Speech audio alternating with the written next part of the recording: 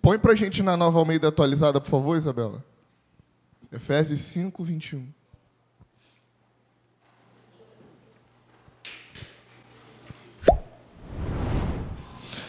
Sujeitem-se uns aos outros no temor de Cristo. Esposas, que cada uma de vocês se sujeite a seu próprio marido como ao Senhor. Porque o marido é o cabeça da esposa, como também Cristo é o cabeça da igreja, sendo ele próprio o salvador do corpo. Como, porém, a igreja está sujeita a Cristo, assim também a esposa se sujeite em tudo ao seu próprio marido. Maridos, que cada um de vocês ame a sua esposa, como também Cristo amou a igreja e se entregou por ela. Para que a santificasse, tendo-a purificado por meio da lavagem de água pela palavra.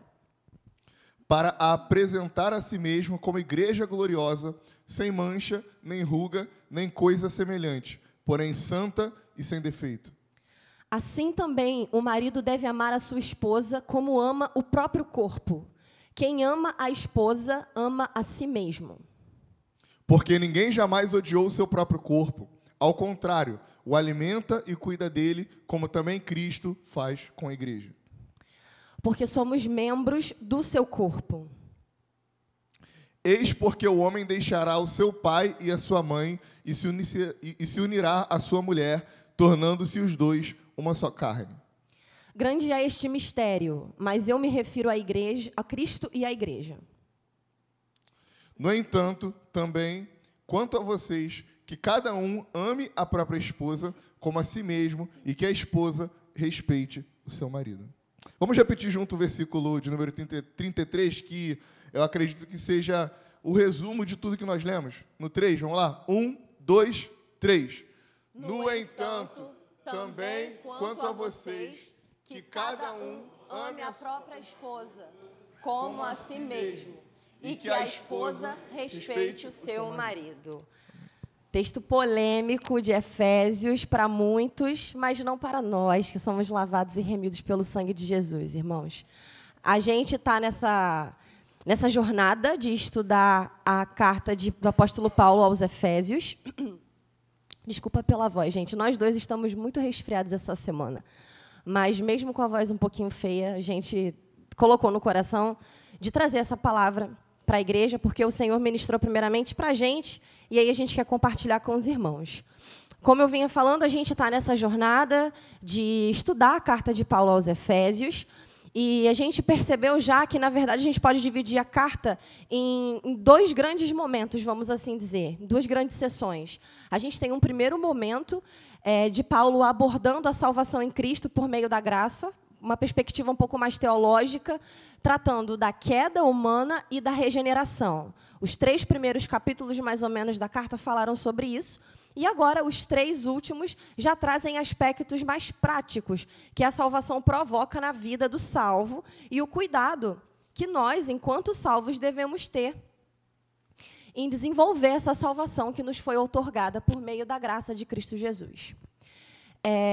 No livro de Efésios, capítulo 4, versículos 22 ao 24, diz assim: Quanto à maneira antiga de viver, vocês foram instruídos a deixar de lado a velha natureza, que se corrompe segundo desejos enganosos, a se deixar renovar no espírito do entendimento de vocês, e a se revestir da nova natureza, criada segundo Deus, em justiça e retidão procedentes da verdade. Então, aqui o apóstolo Paulo, a gente já estudou esse texto, só para poder resumir isso que eu acabei de dizer. A gente agora começa a ver aspectos mais práticos. E na última semana, o pastor trouxe a palavra do início do capítulo 5, falando justamente sobre as obras das trevas e o fruto da luz gerado na vida de uma pessoa cheia do Espírito Santo, filho de Deus, regenerado.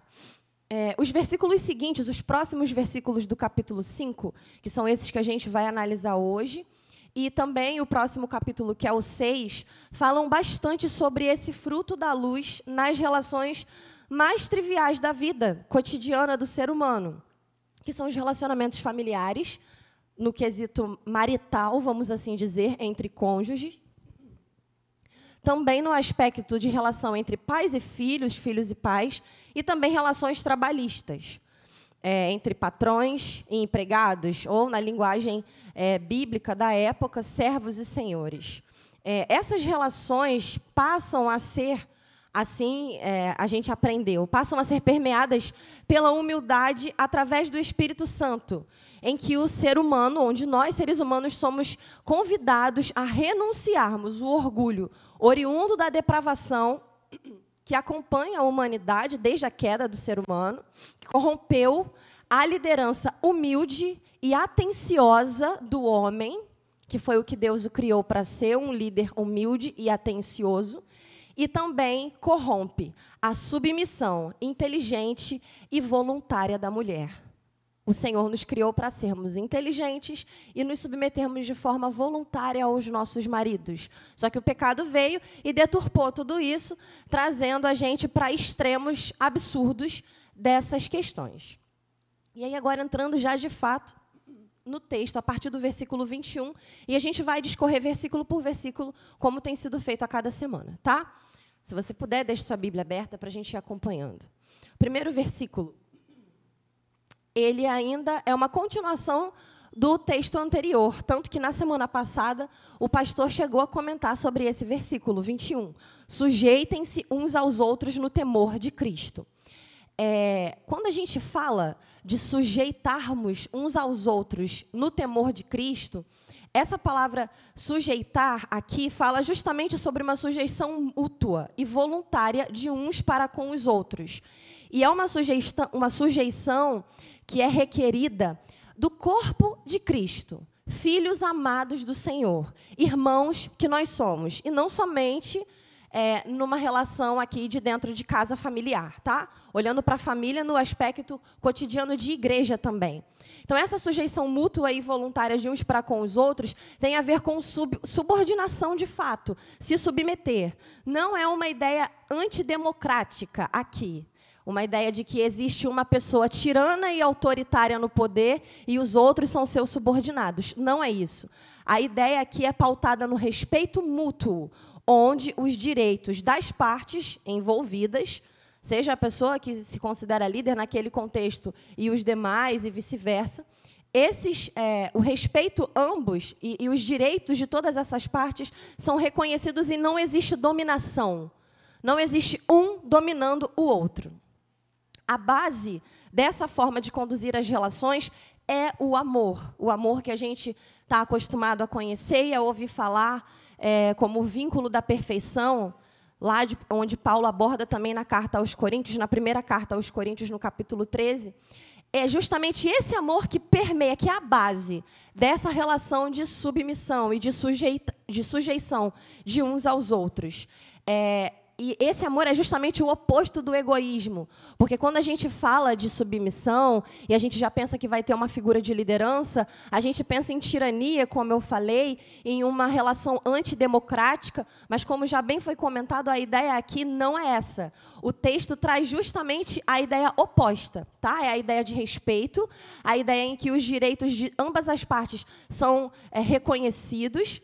E esse amor é o oposto do egoísmo. O egoísmo é aquele que tenta impor sempre a sua vontade. É o que eu quero, acabou e pronto. E não.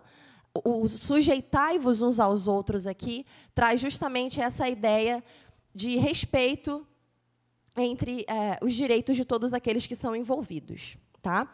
Essa submissão de uns para com os outros consiste justamente, irmãos, em seguirmos o exemplo de Cristo, que assumiu a forma humana, fez-se servo, fez-se homem, e isso não destrói o senso de autoridade. Lá em Filipenses, no capítulo 2, versículos 6 e 7, a gente vê justamente esse texto, dizendo que Cristo não teve por usurpação o ser igual a Deus. Antes, ele se fez servo, tornou-se homem, se submeteu a uma morte de cruz, justamente para que nós fôssemos salvos. Então, a partir do momento que a gente pensa em submissão, a partir do exemplo de Jesus, a gente entende que isso não destrói o senso de autoridade, mas, na verdade, isso nos constrange e nos mostra como que essa submissão deve acontecer numa família cristã. Seja, como eu comentei, dentro da igreja, família cristã, servos, irmãos, filhos do mesmo Pai, que é o nosso Deus, seja dentro da nossa casa. Tá? É uma liderança servidora, uma liderança que abre mão de si em prol do outro. E trazendo já para o contexto dos dias atuais, sempre que a gente pensa nessa temática de submissão, a gente fica um pouco incomodado. A sociedade se incomoda muito com esse assunto de submissão, principalmente porque geralmente é tratado como submissão feminina. Mas o texto como eu já falei, vou repetir, não fala somente de submissão feminina, ele fala de submissão de uns para com os outros, tá? Muitas vezes a gente se incomoda com esse assunto de submissão, porque, irmãos, a nossa natureza caída, ela não gosta da ideia de ter que se submeter, de ter que se sujeitar a um outro que, em algum momento, tem uma representação de autoridade em uma dada relação, seja ela qual for. Tá? Não nos parece razoável, vamos assim dizer, ceder. Nem sempre a gente quer ceder. É difícil ceder, muitas vezes. Existem pessoas que têm temperamentos, às vezes, um pouco mais aflorados, que têm mais dificuldade ainda em ceder. Só que eu quero ler com vocês alguns versículos da Palavra do Senhor que nos trazem orientações, aqui, pautadas na Bíblia, naquilo que o Senhor trouxe para a gente, que nos convida justamente a ceder. Porque somos filhos regenerados, como a gente aprendeu nos primeiros capítulos. Somos seres humanos que foram regenerados pelo poder do Espírito Santo. Então, o Senhor, através do Espírito, nos outorga essa capacidade de conseguirmos ceder para facilitar o convívio entre os nossos irmãos. Filipenses, capítulo 2, versículo 3. Diz assim: não façam nada por interesse pessoal ou vaidade, mas por humildade, cada um considerando os outros superiores a si mesmos. Olha o finalzinho. Cada um considerando os outros superiores a si mesmos. Romanos, capítulo 15, versículos 2 e o comecinho do 3. Diz assim: portanto, cada um de nós agrade ao próximo no que é bom para a edificação, porque também Cristo não agradou a si mesmo. Bíblia, irmãos. Gálatas, capítulo 5, versículo 13. Porque vocês, irmãos, foram chamados à liberdade, mas não usem a liberdade para dar ocasião à carne. Pelo contrário, sejam servos uns dos outros pelo amor.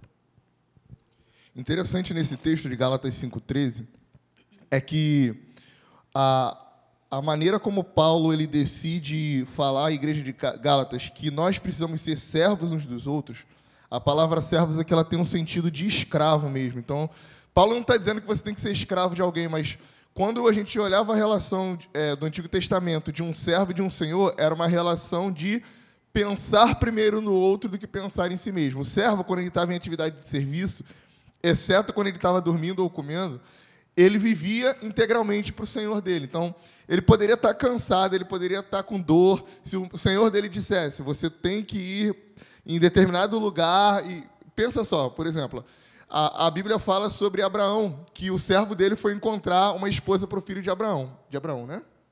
De Abraão. E imagina se o servo de Abraão estivesse cansado, com dor nas costas, com as pernas inchadas e não quisesse ir. O servo ele tinha que fazer a vontade do seu Senhor. Então, quando Paulo, em Gálatas 5,13, fala que nós precisamos ser servos uns dos outros, dá esse sentido de pensar primeiro no outro antes de pensar em nós mesmos. Sim, e sujeitarmos uns aos outros é justamente isso. E na Bíblia, irmãos, quando a gente pensa em sujeição, submissão, a gente tem alguns significados que podem ser aplicados a essa temática para poder complementar ainda mais o nosso entendimento e a gente não ficar ali pensando só na submissão que muitas vezes o mundo aborda de uma forma tão errada e tão deturpada, tá? Um dos significados bíblicos para a submissão é render-se à admoestação ou ao conselho de alguém. É uma atitude voluntária de ceder, de cooperar, de assumir uma responsabilidade ou de levar uma carga, como já foi pregado aqui também dentro da carta de Efésios. O suportar uns aos outros é dar suporte, é ajudar a pessoa, um amigo, um irmão em Cristo, a levar, de repente, alguma coisa que para ele está pesado, ajudando, de repente, através de oração, conversa, conselhos. E a gente percebe que, na verdade, essa temática de sujeição, de submissão, ela se trata muito mais de uma atitude ativa do que uma atitude passiva. A princípio, a gente pensa, enquanto mulheres, nós que somos muito bombardeadas sobre esse tema de submissão feminina, a gente pensa que é só a gente bater continência, abaixar a cabeça e pronto. Sendo que, na verdade, a submissão é o oposto disso, é uma atitude ativa. Porque para a gente conseguir ter essa postura de submissão, a gente precisa tomar todas essas atitudes que a gente leu, com base nesses 3 versículos aqui, pelo menos, que a gente trouxe de Filipenses, Romanos e Gálatas. E isso é algo que precisa ser de forma intencional. Não surge, não é um fruto assim natural que simplesmente acontece. Porque nós somos seres humanos caídos e depravados, irmãos. Mas, pela graça do Senhor, somos filhos regenerados e temos a atuação do Espírito Santo em nós, que nos habilita, que nos capacita a conseguirmos atuar dessa forma nas nossas relações. Tá? A palavra que é usada nesse versículo 21, foi o primeiro que a gente leu, é sujeição, né? Sujeitai-vos, vamos assim dizer. Essa palavra no grego, como é que fala, Gabriel? Upotasso. Eu não sei falar grego, mas ele me ensinou a pronunciar hoje. A palavra usada no grego, no original, quando a gente olha lá, no versículo 21, é a mesma que vai ser utilizada posteriormente no versículo 24, que a gente vai ver daqui a pouco. É porque, na Bíblia, Paulo, quando escreveu o texto de Efésios, ele não escreveu capítulos. Então, o versículo 21 e 22, eles foram separados só para a gente conseguir dividir. Mas é como se Paulo tivesse escrito originalmente assim: sujeitem-se uns aos outros no temor de Cristo.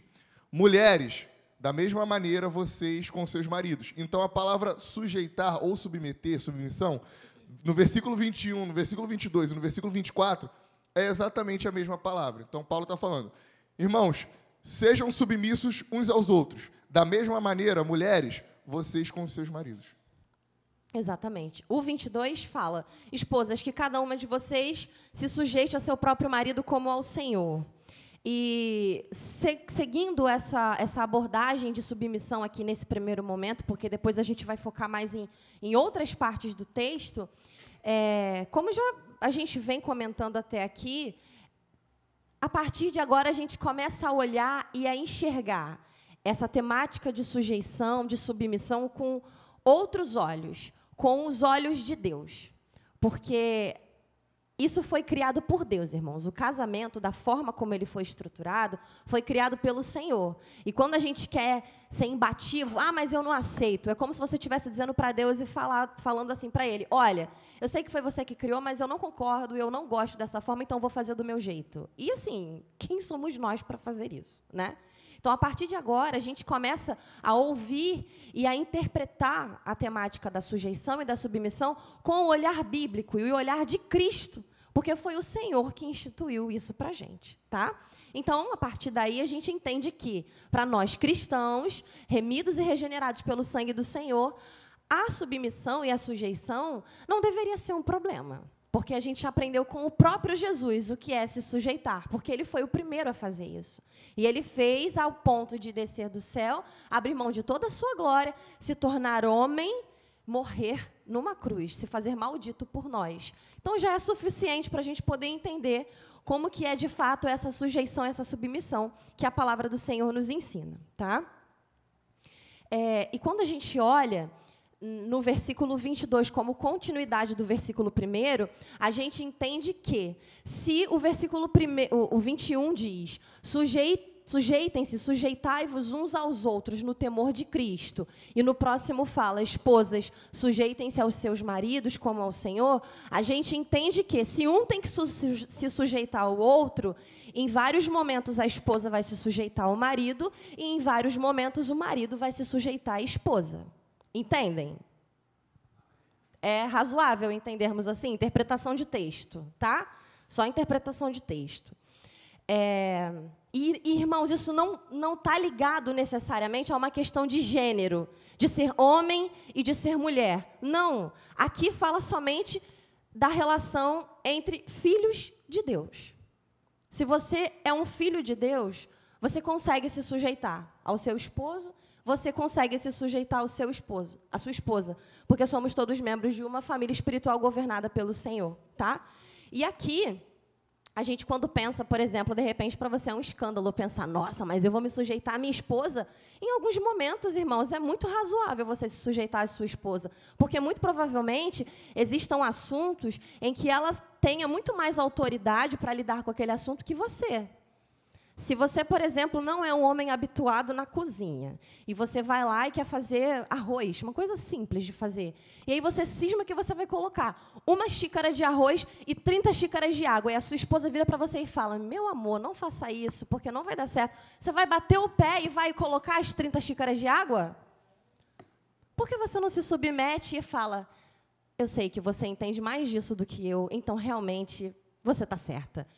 Isso é se sujeitar. Isso também é uma forma de submissão, tá? Parece bobo, mas é justamente isso, tá? São coisas assim básicas do nosso dia a dia que vão falar muito a respeito de se sujeitar. De sermos pacificadores em momentos de briga. De repente, a pessoa, seu cônjuge, já vem armado, pronto para brigar. Ou um irmão da igreja mesmo, já veio ali virando no portão, atritado, atribulado. E aí você percebe que a pessoa não está bem, não está num dia bom. O que você faz pacificamente? Você fala, aí a pessoa já vem, de repente, falar com você num tom mais alto, aconteceu algum problema, a pessoa está aborrecida. O que você faz? Tá bom, meu irmão, depois a gente conversa melhor, tá? Deus te abençoe. Isso é ser pacificador, irmão. E isso é você se sujeitar ao outro. Porque a pessoa já veio pronta para o embate e você, na paz do Senhor Jesus, resolve pelo caminho mais fácil, o caminho da paz. Ser pacificador também é se sujeitar ao outro, tá? E aí, como a gente já falou aqui, Jesus é, novamente, o maior exemplo de sujeição, de submissão que a gente vê na palavra, tá?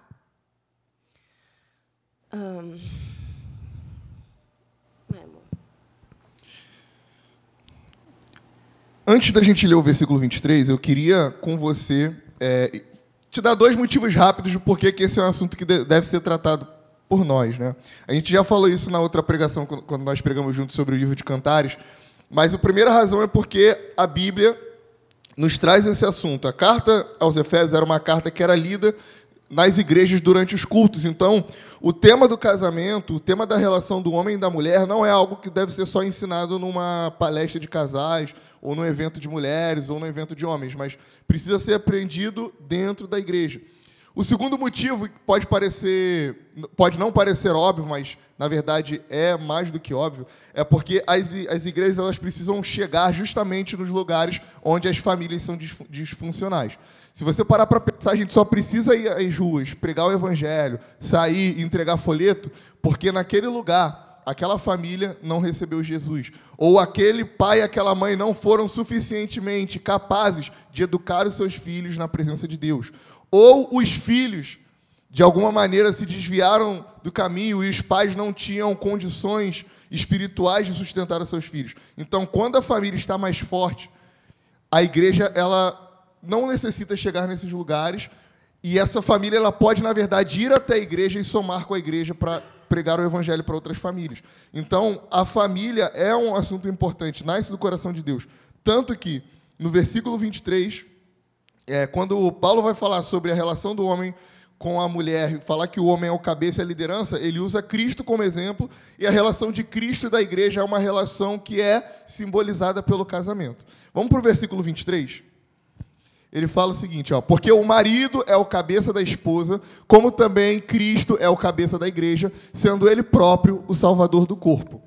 A gente precisa entender, meus irmãos, que antes do pecado, Adão se encontrava diariamente com Deus e conversava com Deus. Deus Pai, Deus Todo-Soberano, que criou todas as coisas lá em Gênesis 1, era a maior referência que Adão tinha de liderança.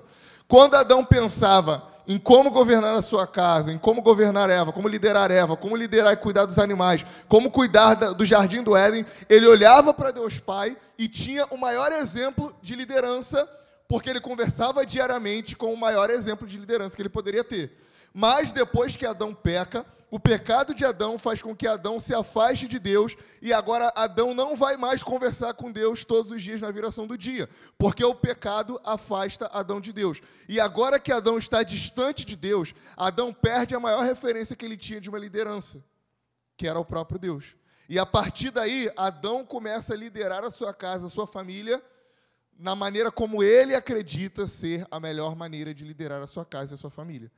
Essa é muitas vezes a atitude de nós homens, ou a atitude de vocês mulheres, de cuidar da casa de vocês, ou nós de cuidar da nossa casa, sem ter Deus como a nossa principal referência. Mas não é isso que precisa ser feito, não é isso que deve ser feito. Versículo 23. O marido é o cabeça da esposa, também como Cristo é o cabeça da igreja, sendo ele próprio o salvador do corpo. A ideia de cabeça aqui no original, ela tem dois sentidos. Ela tem um sentido de origem, ou seja, a mulher provém do homem, assim como a igreja provém de Cristo, ou seja, a cabeça é aquilo que dá origem, mas também tem o sentido de liderança. Essas ideias elas não são contraditórias, elas são ideias complementares, porque assim como Adão é líder de Eva, né, ele cuidava dela, ele liderava a sua família, ele era o cabeça da sua casa, Eva provém de Adão. Deus coloca Adão para dormir em um sono pesado e ele tira Eva da sua costela. A costela, a gente sabe que é um osso, né, que protege os órgãos. Então, a ideia de Deus criar uma mulher da costela de Adão é também uma ideia de alguém que vai vir à frente dele para protegê-lo. A submissão, apesar de ser um ato voluntário da mulher ouvir o seu marido e aceitar a liderança dele, é também entender o papel dela como alguém que está pronta a defender o seu marido, a dar suporte ao seu marido, a dar estrutura ao seu marido. Deus vê que isso é importante quando ele olha para o homem, vê que o homem está sozinho, e Deus é quem diz, não é bom que o homem esteja só. Farei para ele uma auxiliadora, alguém que vai estar junto com ele, alguém que vai protegê-lo, alguém que vai somar junto com ele. E essa ideia de liderança diz que o homem, então, ele é o cabeça da sua esposa, sendo ele próprio o salvador do corpo. Então, se Cristo é o cabeça da igreja, e Cristo é quem salva o corpo, da mesma maneira, o homem também precisa ser aquele que vai salvar a sua esposa. Nós somos os sacerdotes do nosso lar. Vocês, rapazes que não casaram ainda, que estão namorando, que estão procurando alguém, vocês que estão noivos, vocês serão os salvadores da sua casa. Deus nos chama, nós homens, para sermos sacerdotes da nossa casa. Você, mulher, que está procurando namorado, você que está noiva, você que quer alguém, você não pode se envolver com um homem que não esteja disposto a ser o sacerdote da sua casa. Você precisa olhar para o seu marido, para o seu namorado, para o seu noivo, e encontrar nele a maior referência de Jesus. Olha para a pessoa que você se relaciona, seu namorado, seu noivo, e pensa, será que ele se parece com Jesus? Será que ele vai criar os meus filhos da maneira como Jesus disse que meus filhos deveriam ser criados?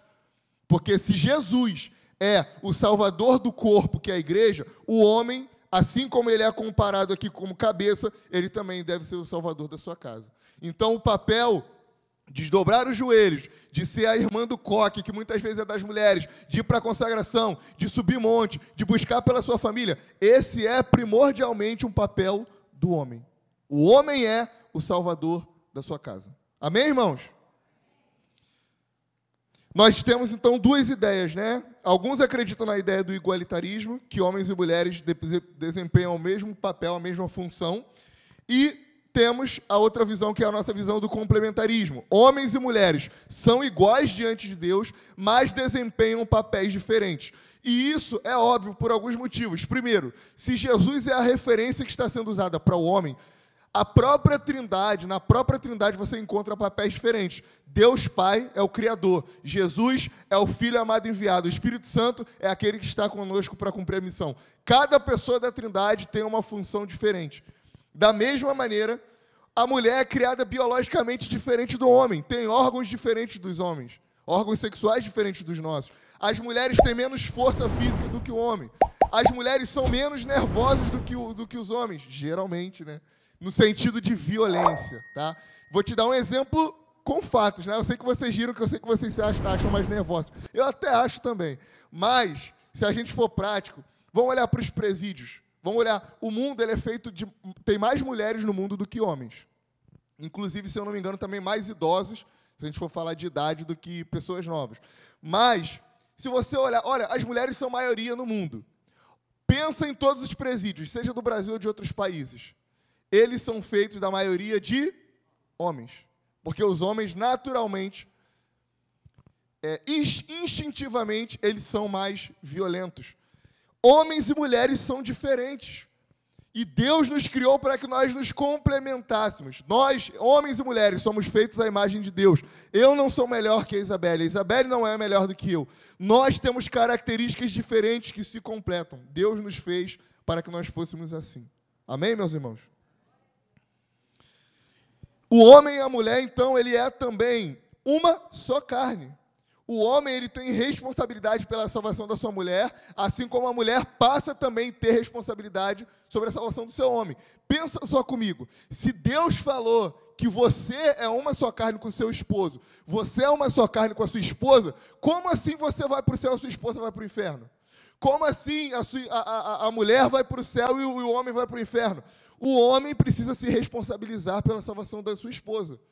Eu vou jejuar até que minha esposa se converta. Eu vou orar até que o meu marido se converta. Eu não vou desistir. Essa é a minha maior missão. Porque Paulo fala, os solteiros cuidem das coisas do Senhor. Os casados cuidem das suas esposas e dos seus maridos. Então você tem uma responsabilidade enorme de levar a salvação de Cristo para o seu esposo e sua esposa.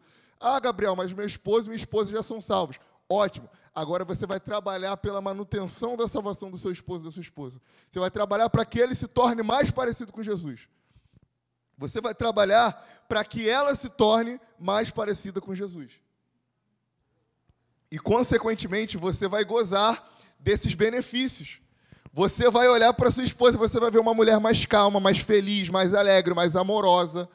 Você vai ver um marido mais responsivo, mais rápido quando você pede para ele fazer os favores, mais prático, mais determinado, que cuida mais dos seus filhos, que cuida mais de você, porque ele é mais parecido com Jesus. E Jesus é o salvador do corpo. Então, o homem que parece com Jesus é o salvador da sua esposa. Como, porém, a igreja está sujeita a Cristo, assim também a esposa se sujeite em tudo ao seu próprio marido. A Isabelle falou aqui, e realmente é verdade, que a palavra no grego usada para submissão feminina é a mesma usada para submissão de uns aos outros. Mas o texto é claro no versículo 24. Ele diz que a igreja está sujeita a Cristo, assim como a mulher está sujeita ao marido. Então, o marido exerce sobre a sua esposa uma atitude de liderança. Liderar a sua esposa não é mandar na sua esposa. Liderar a sua esposa não é achar que você é maior que ela, mais importante que ela. Liderar a sua esposa é entender que se alguém for sofrer o dano, esse alguém é você e não ela. Se em algum momento alguém tiver que morrer, um bandido apontar uma arma, quem morre é o homem, não a mulher. Se alguém tiver com fome, não tem comida na sua casa, você está desempregado, só tem um pão para comer, a comida é da sua esposa. É da sua esposa, não é sua. O homem é quem sofre o dano. Liderar é cuidar, é proteger a sua esposa. O marido é a pessoa que Deus levantou para conduzir o seu lar. Então, vocês, mulheres, precisam aceitar a liderança dos seus esposos. Gabriel, mas o meu esposo é um banana. Gabriel, meu esposo é omisso. Meu esposo não fala, não quer nada com nada. Será que você não matou a liderança do seu esposo, tomando o lugar de liderança que é dele? Será que ao longo dos anos de casamento, dos anos de relacionamento, você não foi tão ativa, suprimiu tanto a liderança dele a ponto de ele desistir e deixar você tomar o controle? Biblicamente, a liderança do lar é do marido. E o marido que está liderando o lar não é um tirano. O marido que está liderando o lar é alguém que, mesmo sabendo que está na condição de liderança, toma decisões importantes, mas sempre procura consultar a sua esposa. Marido que lidera é um marido que toma decisões, sabendo que as decisões tomadas não vão machucar o coração da sua esposa. O homem lidera, mas ele não machuca a sua esposa. A liderança que tem por objetivo ou por consequência ferir a sua esposa não é uma liderança bíblica. Jesus é quem toma as decisões.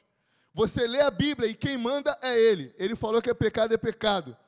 Mas você consegue ver dano nas decisões que Deus e que Jesus estipulou para que você fizesse? Você consegue olhar para a Bíblia e ficar triste com Jesus te mandando ser santo, parecer com Ele, fugir do pecado, fugir do diabo? Não, porque a liderança de Jesus é uma liderança que, sobretudo, salva o corpo e não pune o corpo. Submeter não é subjugar. 1 Coríntios, abre comigo, capítulo 11, versículo 11 e 12. Vamos lá, vamos acordar, gente. 1 Coríntios 11, 11 e 12. No Senhor, todavia, presta atenção, homens, nem a mulher é independente do homem, nem o homem é independente da mulher. Porque assim como a mulher foi feita do homem, a mulher saiu da costela do homem, assim também o homem nasce da mulher e tudo vem de Deus. Então, se o homem machista falar, mas você veio da minha costela, aí você fala para ele, mas se a sua mãe não tivesse te parido, você não teria nascido. Então, assim como a mulher vem do homem, o homem vem da mulher e tudo vem de Deus. Não existe ninguém maior do que ninguém.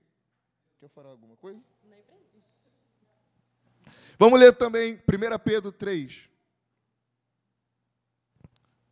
1 Pedro 3. Igualmente, esposas, sejam sujeitas cada um ao seu próprio marido, para que, se ele ainda não obedece à palavra, seja ganho sem palavra alguma, por meio da conduta da sua esposa. Ao observar o comportamento honesto e cheio de temor que vocês têm, que a beleza de vocês não seja exterior, como trança no cabelo, nem joias de ouro ou vestidos finos, mas que ela esteja no seu interior, uma beleza permanente de um espírito manso e tranquilo. Aleluia! Manso e tranquilo. Esposas, o marido de vocês vai ser salvo por meio da submissão de vocês. Quando vocês... Gabriel, meu marido não se parece com Jesus, ele está longe, é um grosso, ignorante, mal educado, não pensa em mim. Quando você se submete à liderança do seu esposo, o esposo que é homem de Deus, ele vai precisar recorrer. Imagina só, eu estou num carro com a Isabelle, a gente está em alta velocidade, a Isabelle sabe dirigir, eu não, ela que toma o controle. E em algum momento dessa estrada, a gente está andando ali a 100 por hora, a Isabelle leu esse texto e entendeu que o controle, que a liderança é minha. E aí ela fala assim, Gabriel, assume aqui. Só que eu não sei dirigir. Se eu sou um homem de Deus, eu vou precisar recorrer a Deus, para que Ele me sustente para liderar a minha casa.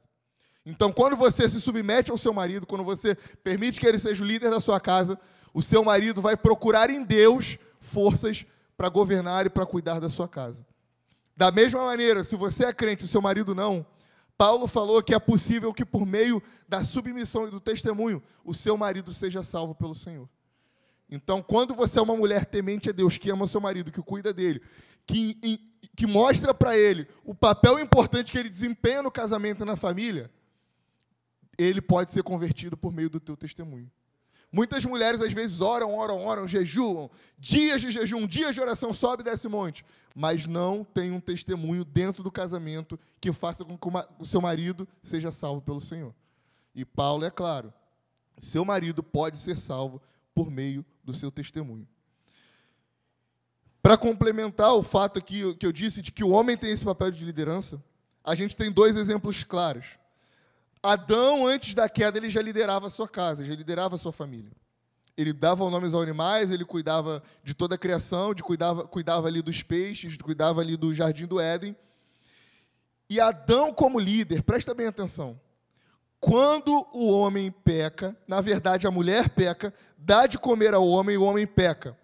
E quem Deus chama, lá na viração do dia, para perguntar sobre o pecado, é Adão e não é Eva. A responsabilidade pelo pecado, embora Eva tenha levado Adão a pecar, é de Adão. A Bíblia, toda a Escritura, de Gênesis a Apocalipse, chama o pecado do homem do pecado de Adão. Então, Adão é o líder da sua casa. E ser líder é também tomar a responsabilidade pelas coisas ruins. Adão era responsável por aquilo que aconteceu na sua casa, pela sua omissão. Então, esse pecado, essa atitude que faz com que o homem e a mulher caiam, faz agora com que esse pecado que está enraizado nas relações familiares tomem consequências, e algumas dessas consequências, dentro de todas as consequências que a Bíblia nos traz, uma me chama muita atenção. A Bíblia diz que o desejo da mulher será para o marido dela, mas ele a dominaria. Então, o marido seria quem dominaria a mulher, e a palavra no hebraico dominar era no sentido aqui de governo mesmo. Então, é uma liderança tirana. O marido agora ele vai ter esse impulso de querer liderar de forma rude, de forma brutal, de querer escolher as coisas do jeito dele. E a outra consequência é que a mulher vai tentar usurpar a liderança que é natural do homem. Antes do pecado, Adão já era líder da sua casa. Mas depois do pecado, Adão se torna um líder egoísta, um líder bruto. E Eva se torna uma mulher insubmissa, que quer subverter a liderança do seu marido. A gente não precisa ir muito longe. Vamos pegar o exemplo das Escrituras, de quantas vezes as mulheres tentavam tomar a frente da liderança dos seus maridos. Sara tentou fazer com que Abraão engravidasse da sua serva. Olha o que aconteceu, a guerra que está acontecendo aí de Israel e Palestina, é por conta disso, Isaac e Ismael. A gente olha a história de Jacó e Esaú, que a sua mãe ajudou a enganar o próprio marido para que o filho preferido dela fosse abençoado e não o filho determinado pelo patriarcado, que era o filho mais velho. Ao longo de toda a história, vocês mulheres têm na sua natureza caída o desejo de governar, de tomar a liderança, mas essa liderança é do seu marido. Da mesma maneira que a liderança do marido precisa ser iluminada pelo Espírito para que não seja uma liderança tirana, não seja uma liderança egoísta, não seja uma liderança rude e brutal. Mas agora, meus irmãos, na lei do Espírito, que Paulo chama da lei do Espírito da vida, nós podemos coexistir de maneira sadia, nós podemos ter um casamento para a glória de Deus. Amém? Amém. Forte, né, irmãos? Versículo 25.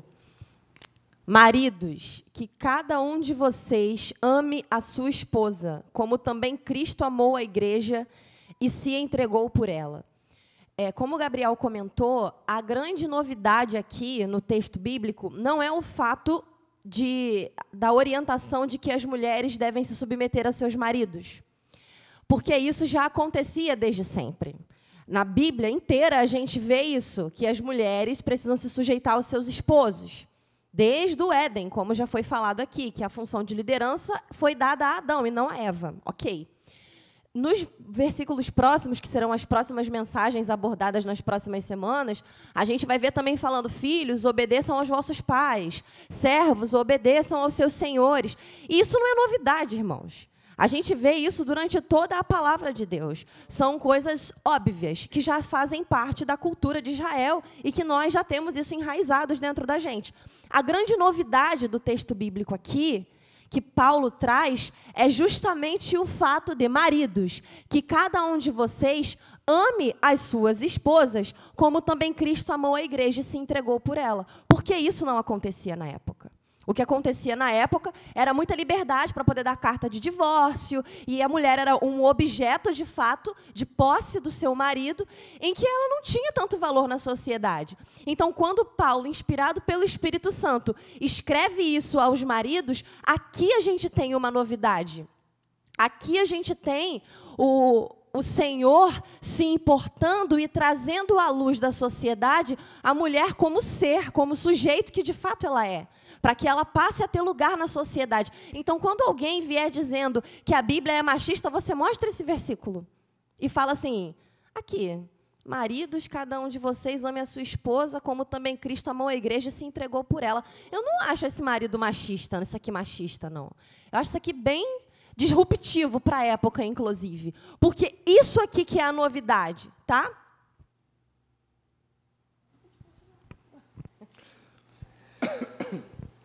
Romanos capítulo 5, versículo 8 diz: Cristo morreu por nós quando ainda éramos pecadores. Preste atenção. O texto que a Bela acabou de ler diz que agora os maridos, a gente já falou de submissão, os maridos têm a responsabilidade de amar a sua esposa, assim como Cristo amou a igreja e se entregou por ela.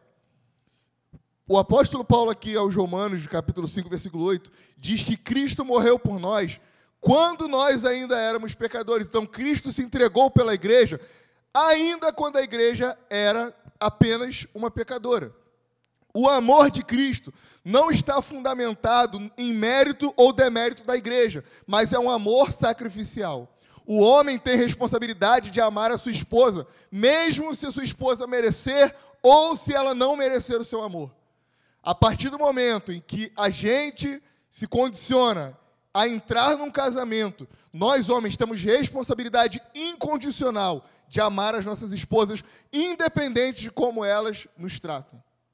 Então, homem, presta atenção se você quer casar de verdade. Talvez seja melhor você ficar celibato. Cuida das coisas do Senhor. Porque se você casar, você tem o dever de amar a sua mulher. Gabriel, mas a minha esposa me distrata, ela não cuida de mim, eu acho que eu casei com a pessoa errada. Se você casou, é a pessoa certa. Se vira. Mas ela não cuida de mim, e não sei, a gente briga muito, tem vários pontos que tem que melhorar, então você vai ser o salvador do corpo. Mas vai amá-la, mesmo se ela não merecer, porque Cristo amou a igreja quando ela ainda era pecadora e se entregou por ela. E o homem cristão se entrega pela sua esposa, mesmo que a sua esposa não mereça. Porque aqui, irmãos, nós não temos uma relação de dependência. Marido, entregue-se pela sua esposa se ela for legal com você ou se ela se submeter a você. Não é isso que a Bíblia diz. A Bíblia diz: maridos, amem as suas esposas e entreguem-se por elas. Ponto. E diz: mulheres, sejam submissas aos vossos maridos. Ponto. Não está dizendo: mulheres, sejam submissas aos vossos maridos se eles forem muito legais com vocês. Se eles forem provedores, se eles forem limpinhos e cheirosos. Não, irmãos, isso não está na Bíblia. Na Bíblia está escrito que a mulher precisa se sujeitar ao seu esposo e que o esposo precisa amar a sua esposa a ponto de entregar a sua própria vida por ela. Não existe relação de mérito, porque, como já foi falado, o exemplo é Cristo.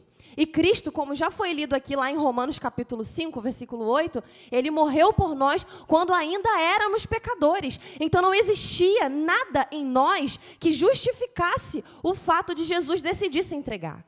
É esse o sentimento que precisa habitar no coração do homem e da mulher cristãos, tá? Da mesma forma que a novidade aqui é o fato de Jesus, do Espírito Santo, iluminando Paulo, trazer a mulher para o meio da sociedade e fazê-la de fato uma pessoa, um sujeito ali no meio do povo, da mesma forma, existe a novidade no fato de a mulher se sujeitar agora ao homem a partir também da perspectiva do Espírito Santo.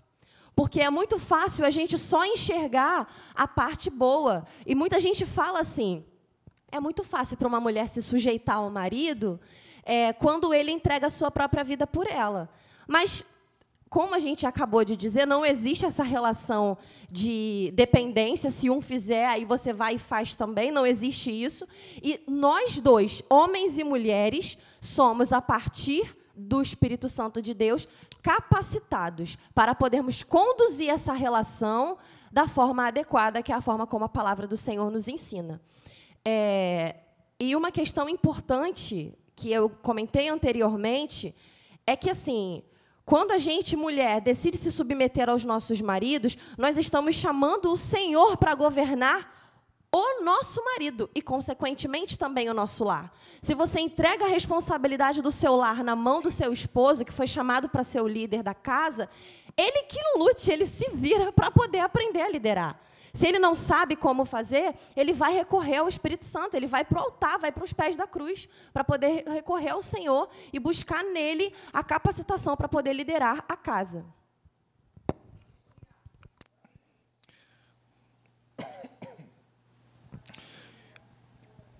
Quando uma mulher ela toma a frente do seu casamento, ela toma a frente da liderança do seu casamento, ela está dizendo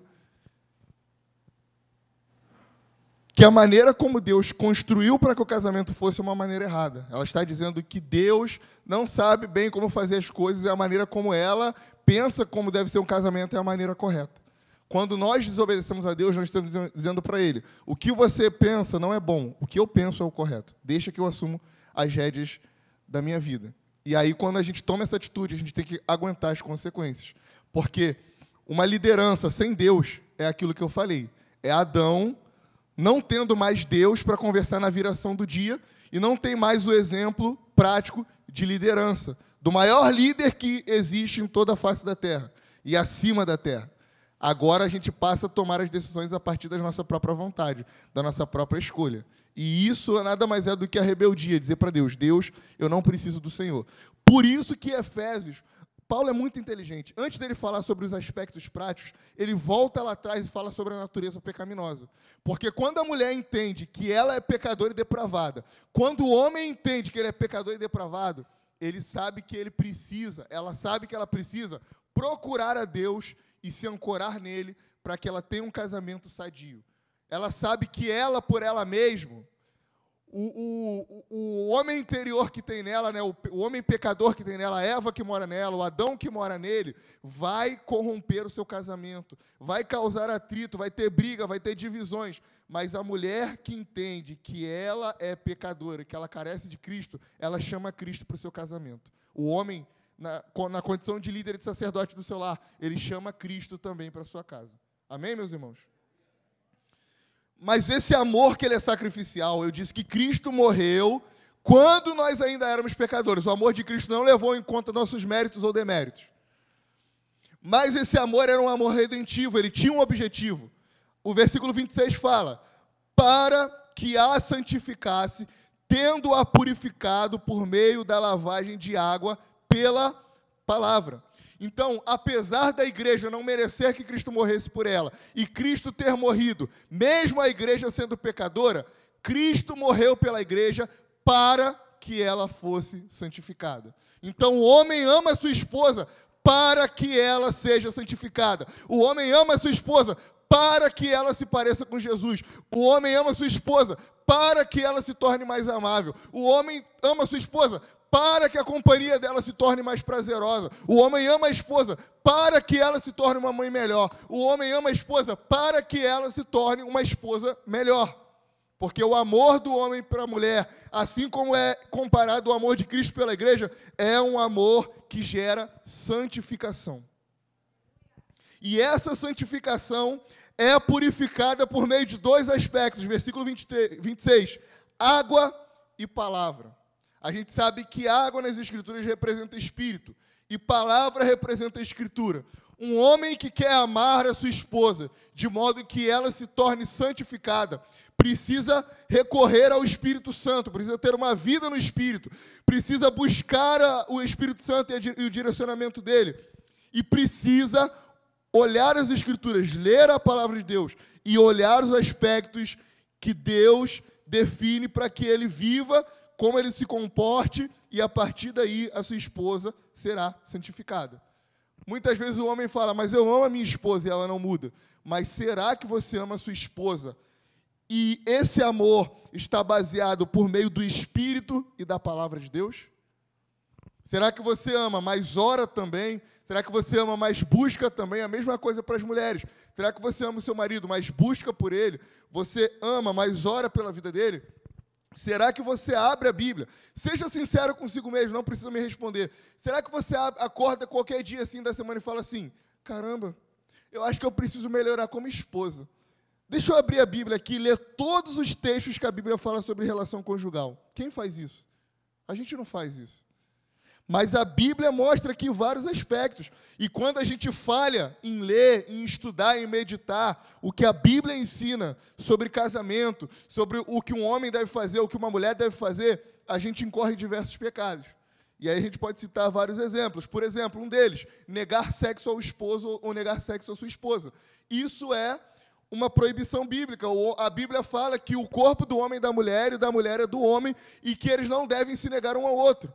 Um outro exemplo, morar na casa dos pais. Tem gente que casa e por uma condição ali específica e momentânea, precisa morar com os pais. E ok, tudo bem, mas isso não é bíblico. Você tem que ter a sua própria casa, você precisa ter a sua própria intimidade, você precisa deixar pai e mãe, porque a Bíblia ensinou que fosse assim. Amém, irmãos? Você precisa também priorizar o seu casamento, porque a Bíblia fala que os casados precisam cuidar das suas esposas e dos seus esposos. Quando a gente lê a Bíblia, para entender o que a Bíblia ensina sobre casamento, a gente passa a errar menos naquilo que a gente costumeiramente erra por não observar o Espírito e a palavra. Amém? Vamos correr. Versículo 27. Para apresentar a si mesmo como igreja gloriosa, sem mancha, nem ruga, nem coisa semelhante, porém santa e sem defeito. Então, Jesus morre pela igreja sem ela merecer. Ele morre para que ela seja santificada e para que ela se torne uma igreja gloriosa. A minha visão escatológica é que antes de Jesus voltar, a igreja de Cristo vai ser uma igreja gloriosa. Capaz de, se necessário for, passar pela perseguição e pelo mártir. Só uma igreja gloriosa é capaz de passar por perseguição, morte e permanecer firme em Jesus Cristo.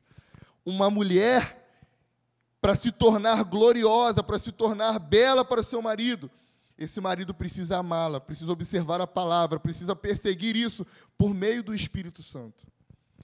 E então, a igreja se torna santa e sem defeito. Sabe o que é mais forte aqui para a gente, ou mais punk para a gente de ler aqui?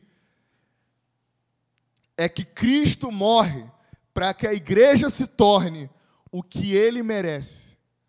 Então, o homem ama a sua esposa para que ela se torne o que ele acha que ele merece. E a mulher, ela se submete e ama o seu esposo para que ele se torne o que ela acha que ele merece. Mas a nossa visão é contrária, a nossa visão é secular. Qual é a nossa visão? Eu não vou fazer porque meu marido não merece. Eu não vou fazer porque a minha esposa não merece. Mas se a gente lê a Bíblia, a gente vê que Jesus morreu para que a igreja se tornasse o que ele merece que ela seja. Então, o amor é, sobretudo, redentivo.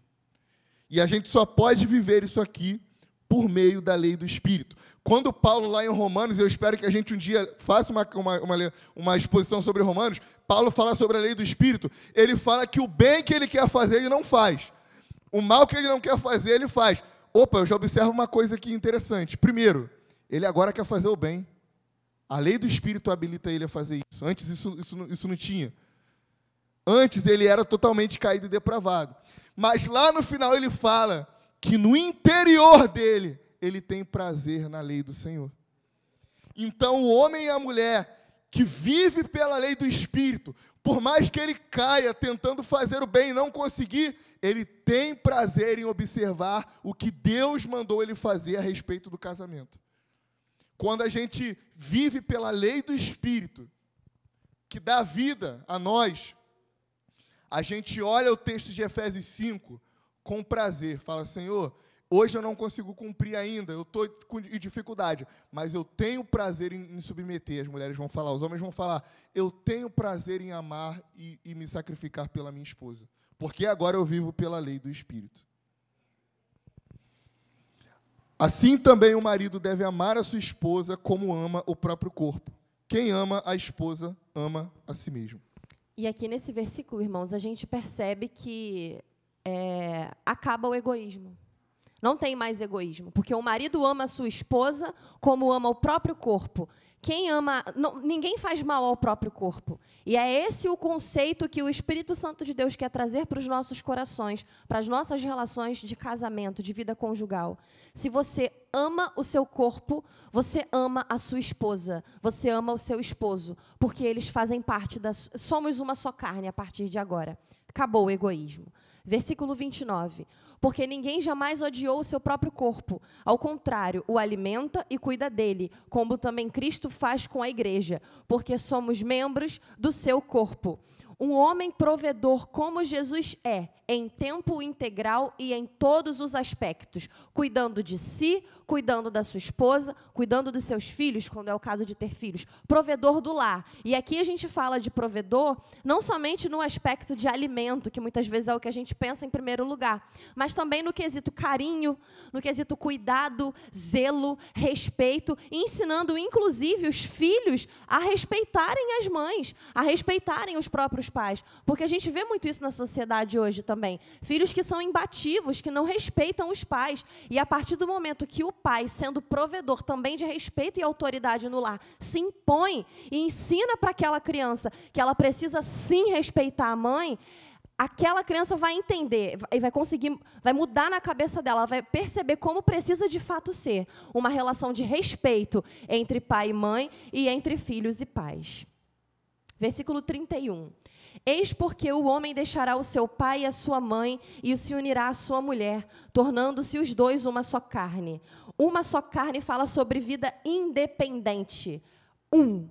O casamento é a sua maior prioridade, como o Gabriel comentou há pouco. Não mais os seus pais, não mais os seus filhos, não mais os seus amigos, não mais os seus hobbies. O seu casamento, e eu não estou falando necessariamente do cônjuge, mas o seu lar, a sua casa, passa a ser a sua maior prioridade e passa a ser alvo da sua dedicação de trabalho, emprego do seu tempo, emprego dos seus recursos, emprego da sua energia. O seu casamento passa a ser a sua prioridade. Eu só queria ressaltar o ponto aqui dos filhos, porque em muitos casamentos, os filhos se tornam ídolos. E, biblicamente, meus irmãos, não sou eu que estou falando, biblicamente, a pessoa mais importante que Deus colocou na sua vida é o seu esposo. Eu sei que os casamentos se dissolvem, né, muitas vezes, são líquidos, como a gente tem visto nos dias atuais. Mas a pessoa com que Deus deu para que passasse todos os dias da sua vida com você é o seu esposo. O seu filho não pode tomar o lugar do seu esposo.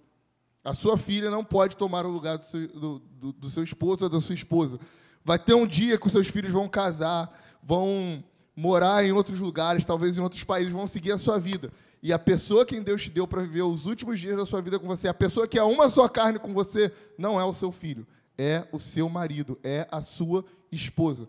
É por ele e por ela que Deus manda você, homem, dar a sua vida, se necessário, e amar sacrificialmente. Porque homens, pais e mães, têm já naturalmente o instinto de dar a vida pelos seus filhos. Não, se for para morrer, que morra eu e não os meus filhos.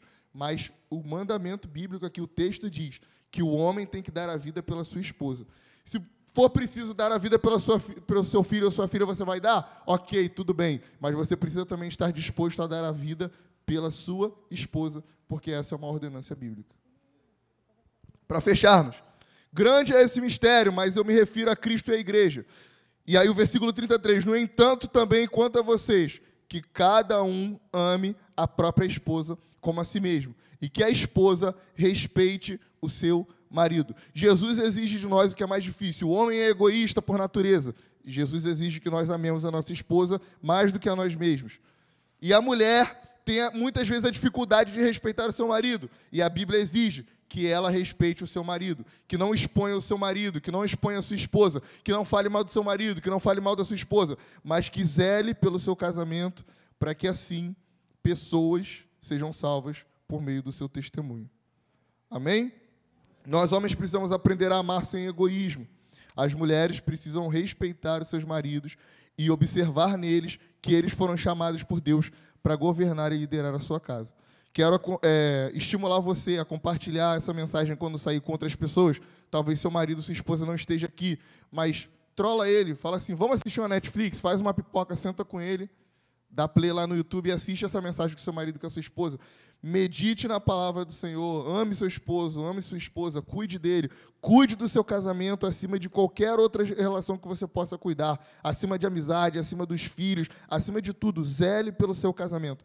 Ele é a sua a mesma carne que você, uma só carne, ela é com você uma só carne, e nós somos mutuamente responsáveis pela salvação uns dos outros. Amém? Amém, irmãos. É isso. Que o Espírito Santo continue ministrando ao coração de cada um de nós e estejamos preparados, porque semana que vem tem mais. Amém? Gostou? Obrigado pela oportunidade.